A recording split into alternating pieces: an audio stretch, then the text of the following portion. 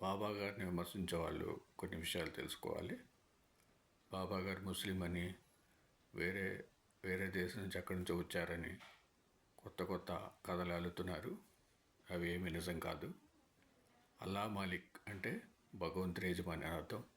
అల్లా అచ్చా కరేగా అంటే భగవంతుడు మేలు చేస్తాడని అర్థం, అంటే మంచి చేస్తాడని అర్థం. అంతేగాని కొత్త కొత్త అర్థాలు తీయొద్దు. బాబా గారి వేషం చూసి ముస్లిం అని అనవద్దు. ఎందుకంటే ఆయన ఉన్నది మసీదులో కాబట్టి మసీదులో ఉన్నంత మాత్రం ముస్లిమ్స్ అయిపోరు. బాబా గారు నిరంతరం ధుని కూడా వెలిగించారు. అట్లాగే దానికి ద్వారకామాయి అని పేరు కూడా పెట్టారు. బాబా గారు ఉన్నప్పటి నుంచి కూడా షిరిడీలో శ్రీరామనవమి, ఉరుసు 2 ఉత్సవాలు జరిగాయి. ఎంతోమంది భక్తులు రెండిట్లో పాల్గొనేవాళ్ళు. అంటే మత సామరస్యాన్ని బోధించారు. అట్లాగే ఇప్పుడు లెండీబాగ్లో కూడా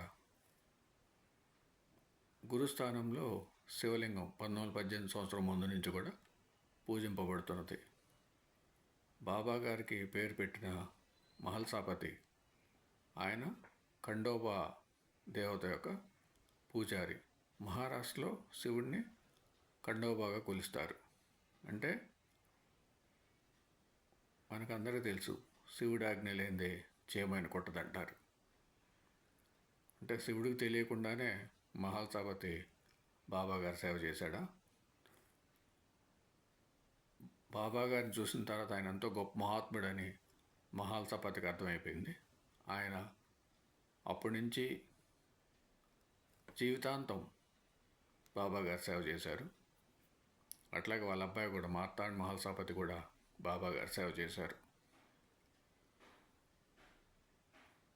ఇంకా ఎన్నో సాయిబాబా భక్తుల జీవితాల్లో అందరూ కూడా ఎన్నో మంచి మంచి అనుభవాలు ఉన్నాయి. అందులో ఎటువంటి సందేహం లేదు. అట్లాగే నానా చందోర్కర్కి భగవద్గీతలో 4వ అధ్యాయం 32వ శ్లోకానికి బాబా గారు అద్భుతమైన వివరణ ఇచ్చారు. విష్ణు సహస్రనామం పారాయణ కూడా చేసుకోమని కూడా చెప్పారు బాబా గారు. అట్లాగే బాబా గారు సమాధి చెందే ముందు కూడా వాజైన భక్తుడి చేత 2 సార్లు రామ విజయం అనే గ్రంథాన్ని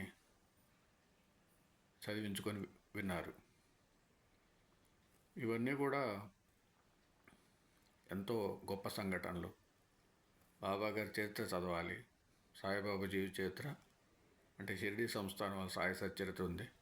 అట్లాగే ఇక్రాల్ భరద్వాజ్ మాస్టర్ గారు రాసిన సాయి లీలామృతం ఉంది. ఇక్రాల్ భరద్వాజ్ గారు ఐఏఎస్ వచ్చింది. ఆయనకు ఆర్డర్స్ అన్నీ ఉన్నాయి, అందులో ఎటువంటి సందేహం లేదు. మాస్టర్ గారు ఐఏఎస్కి వెళ్లకుండా బాబా గారిని సేవించి జ్ఞానాన్ని పొందారు. అంటే భరద్వాజ్ మాస్టర్ గారు శ్రీ గురు చరిత్ర చదివిన తర్వాత బాబా గారి స్వప్నంలో కనపడి, గురువు లేడని బాధపడతావు ఎందుకు, నేనున్నాను కదా అన్నారు.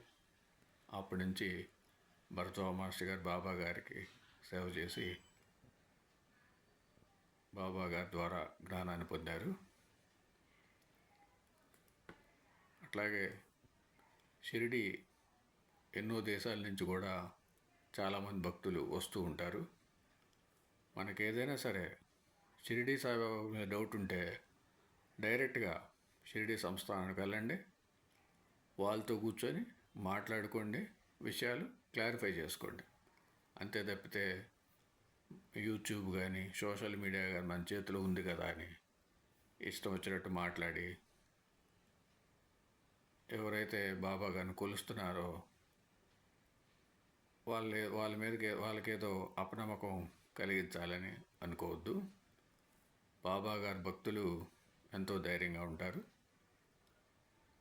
ప్రతి సాయి భక్తుడు కూడా ఎవరైనా సరే సాయినాథుడిని విమర్శిస్తే తప్పకుండా దానికి సమాధానం చెప్పాలి. మనం వెనక తగ్గాల్సిన అవసరమే లేదు. వాళ్ళు హిందువులే, మనం హిందువులే. అంతే తప్పితే కొత్త కొత్త అర్థాలు తీయద్దు, లేనిపోయినవన్నీ కూడా కొత్త కొత్తవి సృష్టించవద్దు. ఓం సమ సద్గురు సాయినాథ్ మహారాజ్కి జయ. ఓం సమ సద్గురు భరద్వాజ్ మహారాజ్కి జయ.